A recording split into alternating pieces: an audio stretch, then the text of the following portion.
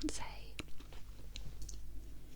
The mother is very upset with me, saying I shouldn't have removed her son from the photos and that it hurts her feelings. I would so easily exclude her son. Am I the asshole?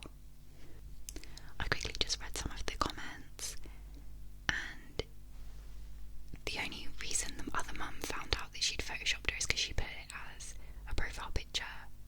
And realistically, would you want your kid to be in someone else's profile picture? Especially when it's like a family thing, like that would just look odd. But anyway, I don't think that she's the asshole in this situation. It's quite obviously just the other mum. Like if the OP's mother and friend went up to her and said, like, could you get your son? Why would you then come back and say, oh no, she don't mind? Well, obviously she does. I think it's reasonable to assume that they just want the family, like her fiance and son there, opening the presents. And a lot of people in the comments are saying that the poster's an arsehole because she needs to grow a backbone and learn to say no. And there's so many of them, like literally every comment says that. I don't know, I just think that's so rude. Like, yeah, obviously the OP needs to learn to say no, but she didn't want to offend a literal child and a mother who obviously, like, that they know well. Like, the whole point is she's asking whether she's the arsehole for photoshopping the son out of the photo, and no, she's not. Like, you can criticise her for not saying no in the moment, but how do you look a little child in the eye and say no? Especially when, like, she had no, in hindsight, she could think now, oh, this is what I could have said. But she obviously didn't want to upset the child either. I don't know, I just think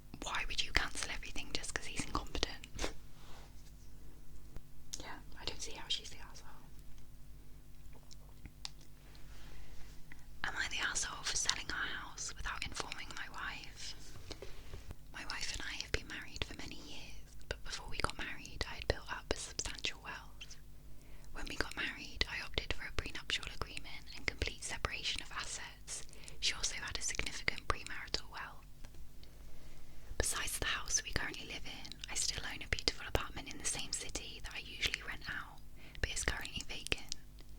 Over the past 2 years, we've had many discussions about moving to a smaller town and getting a house near the beach. 2 months ago, we bought the house for our upcoming move. We've already made the renovations we wanted, bought furniture, and will be moving into their new house soon.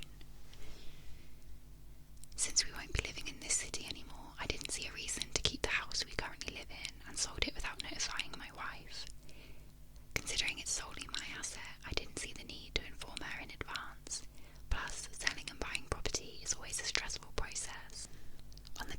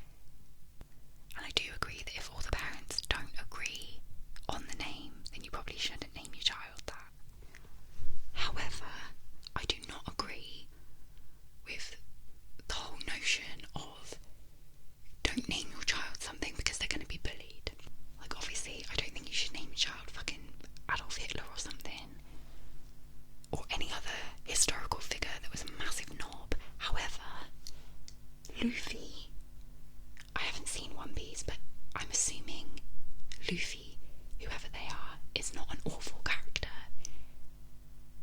Like, who cares? I feel like it says more about you as a person that you would bully a child or someone with an odd name, according to you. I have never heard someone's name and thought less of them because of their name. And if you do, I think that's a problem with you, not with the child or the person that named that child.